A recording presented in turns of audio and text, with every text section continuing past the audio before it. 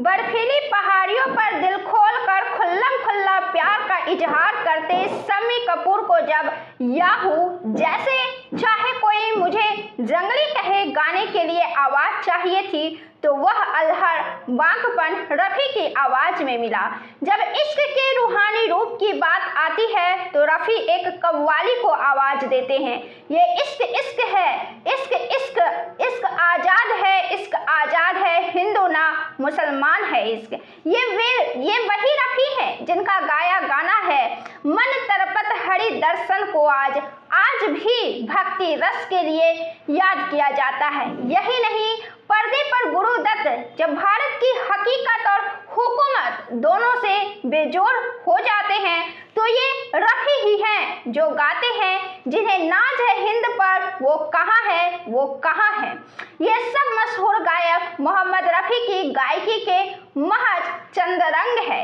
एक वक्त था जब फिल्मों के हिट गाने का मतलब मोहम्मद रफ़ी होता था। उनके न रहने के सालों बाद भी लोग उनकी आवाज़ और दिल जीत लेने वाले अंदाज के किस्से सुनाते ही नहीं थकते। इसकी एक मिसाल शम्मी कपूर के किस्सों में मिलती है। कहा जाता है जैसे मुकेश राज कपूर की आवाज़ थे, वैसे ही मोहम्मद रफ़ी शम्मी कपूर की आवाज़ थे।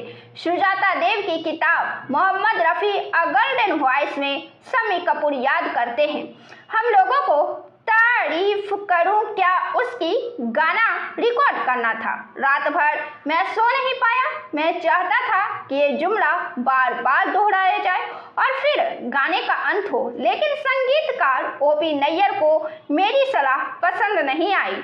मेरी निराशा देखकर रफ़ी ओपी नैयर से बोले, आप कंपोजर हो, मैं गायक हूँ, पर पर्दे पर तो शम्मी कपूर को ही एक्टिंग करनी है, उन्हें करने दो। अगर अच्छा नहीं लगेगा तो हम दोबारा कर लेंगे। रफ़ी साहब ने वैसे ही गाया जैसे मैंने सोचा था। शम्मी कपूर बताते हैं, जब ओपी नैयर ने गाना देखा तो मुझे बाहों में भर लिया और दुआएं दी। रफ़ी साहब ने अपनी शरारती पर नरम आवाज़ में कहा, अब बात बनी ना। रफ़ी साहब चुटकी में दिल जीत लेते थे। मैं मोहम्मद रफ़ी के बगैर अधूरा हूँ। ये बातें कहते हैं शम्मी कपूर। मुझे मशहूर गायक मन्ना डे का एक बहुत पुराना इंटरव्यू याद आता है। इसमें तब के पत्रकार राजीव शुक्ला के सवाल पर उन्होंने कहा था, रफ़ी साहब नंबर 1 थे, मुझसे बेहतर मैं अपनी तुलना सिर्फ रफ़ी से करता हूँ। जैसा वह गाते थे शायद ही कोई गा पाता। अगर रफ़ी नहीं होते तभी मैं उनकी जगह ले सकता था। हम दो ऐसे गायक थे जो हर तरह के गाने गा सकते थे। मोहम्मद रफ़ी ने उस दौर में गाने गाए जब बतौर गायक मुकेश और किशोर कुमार भी फिल्मों में छाए हुए थे। हालांकि इनके बीच के आपसी रिश्ते काफ़ी नायाब थे। मुकेश के बेटे नितिन मुकेश ने BBC हिंदी से बातचीत में यह बताया कि इन सब का रिश्ता बहुत ही खूबसूरत था, बहुत ही सुंदर था, बहुत ही लाजवाब था। मुझे ताज्जुब होता था जब फ़ोन उठाकर मुकेश जी रफ़ी साहब को कहते, रफ़ी मियाँ तुमने ये गीत इतना खूबसूरत गाया है, काश मैं तुम्हारी तरह गा सकता। कभी रफ़ी साहब को फ़ोन आता कि मुकेश तुमने कितना सुंदर गाया है। इतना मकबूल होने के बावजूद रियाज और खुद को बेहतर करने की मोहम्मद रफ़ी की ललक कैसी थी, इसका किस्सा संगीतकार खय्याम अलग अलग जगहों पर कई बार बता चुके हैं। खय्याम ने बताया था, रफ़ी बार बार मुझे दावत पर बुलाते, मुझे लगा कि क्या माजरा है। फिर रफ़ी साहब की ओर से मेरे लिए गुजारिश आई, आप मेरी आवाज़ में मिठास भर दीजिए। ये तब की बात है जब रफ़ी अपनी लोकप्रियता के उरूज पर थे। मुझे यकीन नहीं हुआ। दरअसल उन दिनों रफ़ी हाई पिच वाले गाना गाया करते थे। खय्याम कहते हैं, मैंने उनके सामने कुछ शर्तें रखी, जैसे ये भूल जाएं कि वे महान गायक हैं। रिहर्सल के दौरान उनके आसपास कोई नहीं होगा। इस दौरान वे फ़ोन पर भी किसी से बात नहीं करेंगे। रफ़ी साहब ने पूरी तन्मयता से मुझसे ट्रेनिंग ली। इसका नतीजा हुआ जब उन्होंने गज़ल गाई, गजब किया तेरे वादे पर एतबार किया, वह मिठास जो रफ़ी को चाहिए थी वह उन्हें मिली। अपनी गायकी के अलावा बात के लिए अक्सर लोग मोहम्मद रफ़ी की तारीफ किया करते हैं वह था उनका शांत और विनम्र अंदाज। संगीतकार अमर हल्दीपुर सुजाता देव की किताब में बताते हैं 1967 से 68 में श्री रामचंद्र रफ़ी साहब के साथ एक गीत रिकॉर्ड कर रहे थे, लेकिन रफ़ी जी से बार बार गलतियां हो रही थी। कई बार रिकॉर्डिंग करनी पड़ी। श्री रामचंद्र गुस्सा हो गए और कहा, रफ़ी मियाँ क्या हो रहा है? मैंने क्या म्यूजिक स्कूल खोल रखा है? जो गाना दिया है याद कीजिए और गाइए। वे बताते हैं रफ़ी जी ने माफ़ी भरे अंदाज में कहा, माफ़ कीजिए, ये गाना मेरे ज़हन में बैठ नहीं रहा, मैं अभी करता हूँ। उन्होंने तब तक गाया जब तक संगीत निर्देशक को तसल्ली नहीं हो गई। बाद में वे साज बजाने वाले सारे कलाकारों के पास गए, सबसे माफ़ी मांगी। इसी विनम्रता की वजह से वे सबके पसंदीदा थे। मोहम्मद रफ़ी के गानों की लोकप्रियता का अंदाजा इस पूर्व सैनिक के किस्से से भी मिलता है जो उन्होंने साल 2020 में अंग्रेजी अखबार इंडियन एक्सप्रेस को दिए इंटरव्यू में साझा किया था। साल 1962 की जंग लड़ चुके भारतीय सैनिक फुनचोक ताशी ने बताया था, गलवान इलाके में भारत और चीन के बीच तानातानी चल रही थी। चीन के सैनिकों ने वहां बड़े बड़े लाउड स्पीकर लगा दिए और हिंदी में घोषणा करते थे, ये जगह न आपकी है न हमारी है, आप भी वापस चले जाओ, हम भी वापस जा रहे हैं। इसके बाद वे रफ़ी का गाना तुमसा नहीं देखा जोर जोर से बजाते, साथ में लता मंगेशकर का गाया तन डोले मन डोले ये कई दिनों तक चलता रहा। वह ऐसा इसलिए करते कि भारतीय सैनिक चले जाए, हालांकि हमने जगह नहीं छोड़ी। अब थोड़ी बात अगर हम रफ़ी के बचपन की कर ले तो वह भी काफ़ी मज़ेदार है, काफ़ी दिलचस्प है। मोहम्मद रफ़ी का जन्म 24 दिसंबर 1924 को अमृतसर के पास कोटला सुल्तान सिंह में अल्लाह राखी और हाली अली मोहम्मद के घर हुआ था। प्यार से उन्हें फीको कहा जाता था।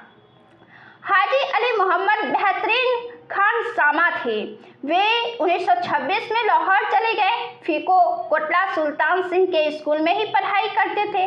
12 साल की उम्र में रफ़ी भी परिवार के बाकी सदस्यों के साथ लाहौर चले गए। इसके बाद रफ़ी कभी स्कूल नहीं गए। उन्होंने अपने बड़े भाई के साथ बाल काटने का काम शुरू किया। रफ़ी संगीत के दीवाने थे। पिता संगीत के सख्त खिलाफ थे, इस वजह से वे चोरी छिपे ही गाते थे। ये किस्सा तो काफ़ी मशहूर है कि लाहौर में एक तारा बजाने वाला एक फ़कीर आया करता था। इसका गाना सुनते सुनते रफ़ी उसके पीछे पीछे चले जाते थे। वे अक्सर हजरत दाता गंज बख्श की दरगाह पर भी जाते थे। एक दफ़ा लाहौर में ऑल इंडिया रेडियो के अधिकारी जीवन लाल मट्टो नूर मोहल्ले से गुजर रहे थे, तभी उनके कानों में एक बेहद सुरीली आवाज़ पड़ी। आवाज़ अनोखी थी। आवाज़ का पीछा करते हुए वे उस दुकान में गए जहां रफ़ी किसी का बाल काट रहे थे। उनकी गायकी से मुत्तासिर इस अधिकारी ने उन्हें रेडियो में काम करने का मौका दिलाया। एक बार लाहौर में उस वक्त के मशहूर गायक के.एल. सहगल के कार्यक्रम में बत्ती गुल हो गई। समय काटने और लोगों को बांधे रखने के लिए युवा रफ़ी मंच पर आए। महफिल में मौजूद संगीत निर्देशक श्याम सुंदर उनसे इतना मुत्तासिर हुए कि रफ़ी को बम्बई आने की सलाह देकर चले गए। पिता को छोड़ रफ़ी के परिवार के बाकी सदस्य उनके हुनर को समझते थे। उन्हें लगा कि रफ़ी का भविष्य बम्बई में है। रफ़ी बम्बई चले गए। इसके बाद संघर्ष की शुरुआत हुई। उन्हीं संगीतकार श्याम सुंदर ने पंजाबी फिल्म गुल बलोच में रफ़ी से गाना गवाया। रफ़ी की शुरू में साल 1944 के फिल्म पहले आप और फिर गांव की गोरी में गाने का मौका मिला। पहले आप में कोरस में गाना था।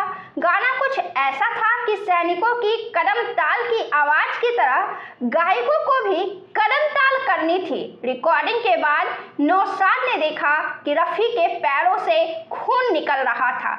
पूछने पर मोहम्मद रफ़ी ने बताया कि उनके जूते कुछ ज़्यादा ही टाइट हैं। चूँकि गाना चल रहा था इसलिए उन्होंने कुछ नहीं कहा। मोहम्मद रफ़ी की शोहरत और कामयाबी की बात संगीतकार नौशाद का जिक्र किए बगैर अधूरी है। दोनों ने बैजू बावरा, कोहिनूर, मदर इंडिया, मुगले आजम, आन, गंगा जमुना, मेरे महबूब, राम और श्याम, पाकीजा जैसी अनेक फिल्मों में साथ काम किया है। नौशाद के बेटे राजू नौशाद के मुताबिक नौशाद रफ़ी जी से घंटों रियाज करवाया करते थे। रफ़ी जी बैठकर अभ्यास करते रहते थे। तब नौशाद उनसे हंसते हुए कहते कि अब जाओ और दूसरे गानों की प्रैक्टिस करो, वरना तुम कभी अमीर नहीं बन पाओगे। ये रिश्ता सिर्फ संगीत का ही नहीं था, रफ़ी साहब की बेटियों का निकाह भी नौशाद ने पढ़वाया था। ऐसा नहीं था कि विनम्र तबीयत वाले मोहम्मद रफ़ी कभी नाराज नहीं हुआ करते थे, लेकिन उसका भी अपना एक अलग अंदाज हुआ करता था।